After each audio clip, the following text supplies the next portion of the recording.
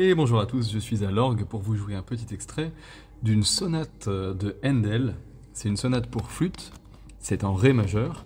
En fait, c'est pour flûte et continuo. Vous savez que dans la musique baroque, quasiment toutes les pièces de musique étaient accompagnées par ce qu'on appelle la basse continue ou bien continuo, c'est-à-dire un instrument grave comme la viole de gambe ou le violoncelle qui jouait la basse avec le clavecin qui jouait des accords et l'instrument soliste était par-dessus, ce qui fait que c'est très intéressant parce qu'on a des exemples de contrepoint. Alors j'ai choisi cet exemple justement pour illustrer l'une des choses qu'on a vues dans l'introduction au contrepoint, à savoir les successions de tierces et de sixtes parallèles. Vous vous souvenez qu'on a vu qu'il y avait des consonances, donc consonances imparfaites, qui étaient les tierces et les sixtes, opposés aux consonances parfaites qui étaient les quintes et les octaves.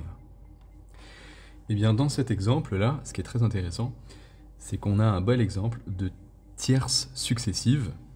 Alors, on est en Ré majeur, vous vous souvenez, 2 dièses à la clé, Ré majeur, ici on a D major en anglais.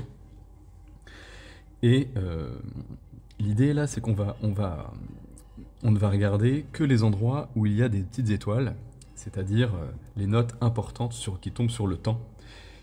Le reste des notes, ce sont des notes de figuration. Ici, plutôt que faire ça,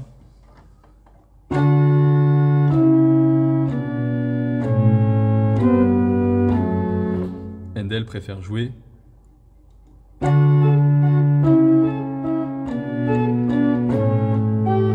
c'est juste des petits ornements qui sont très jolis et on va voir quel effet ça produit. Ici, on a Ré, Fa dièse, donc tierce, Do, Do dièse, Mi, tierce, Si, Ré, tierce, La, Do, tierce, Sol, Si, tierce, Fa, La, tierce, Sol, Si, tierce, La, octave. On voit qu'on a donc 1, 2, 3, 4, 5, 6, 7 tierces parallèles à la suite.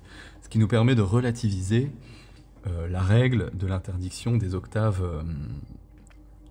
successives. Pardonnez-moi. Voilà. Qui permet de dire que dans la musique, finalement, on a souvent des suites de beaucoup plus que 3 tierces. Par contre, ici, Handel trouve une espèce d'astuce pour éviter le côté rébarbatif, c'est qu'il place un La qui va répéter La, La, La, La, La, La, avec un saut, donc ici tierce, Mi La, quarte, Ré La, quinte, sixte, septième, octave. Donc il nous permet, avec cette petite figuration, d'éviter le côté un peu rébarbatif qui consisterait à jouer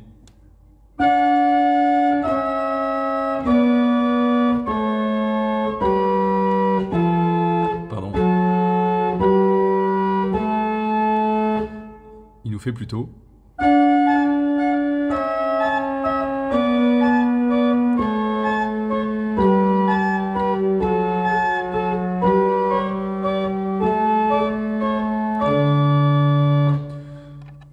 Voilà, il y a beaucoup d'exemples de tierces parallèles dans la musique baroque, mais je trouvais que c'était un très bel exemple.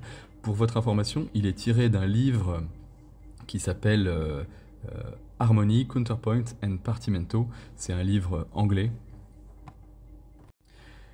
Et c'est d'un auteur qui s'appelle Job Isgerman. Je crois qu'il se trouve en ligne. C'est un bouquin vraiment très intéressant. Pour approfondir ça, malheureusement, c'est réservé aux anglophones. Je voulais vous partager ici ce petit extrait très simple. Ce qui est aussi intéressant, c'est que vous pouvez voir, grâce aux petites étoiles, que la musique est faite de notes structurelles et de notes d'ornement. Et Handel, ici, a choisi de faire une figuration, c'est-à-dire d'orner chaque note. Ici, le Ré est orné par Fa, Ré. La est orné par Fa, La. Ré, Fa, Ré. La, Fa, La. En fait, les notes vraiment importantes, ce sont celles-là. Ré, La, Mi, Fa. Et vous voyez que les notes qui tombent sur le temps sont plus importantes. Si on fait une petite analyse des intervalles, ici on a Ré, Ré, octave, Do, La, sixte, Si, Ré, tierce, fa la tierce, sol mi sixte, la do tierce, ré fa tierce, si ré tierce, mi sol tierce, do mi tierce. Vous voyez encore une fois plus de 4 tierces d'affilée. On se rappelle que les exercices que je vous ai proposés, c'est du contrepoint strict, donc c'est un peu moins permissif que la musique réelle. La fa sixte, si ré tierce, sol mi sixte bien sûr, la do tierce, et voilà notre suite de tierces. Ici on a la, ré, do, ré, octave, octave. Alors vous allez me dire là, oula, il y a une octave parallèle. En fait, c'est vraiment c'est pas vraiment le cas parce qu'on a la, ré, do, ré, ce qui fait que la note importante c'est celle-là, et ici on a la, do dièse, tierce, puis octave. Donc c'est une cadence tout à fait intéressante. Pour ceux qui ont vu la vidéo sur les 4 cadences du contrepoint, ici on a do dièse ré qui est une cadence du soprano. Et là, on a la ré, un mouvement haussier de quarte, qui est une cadence de la basse.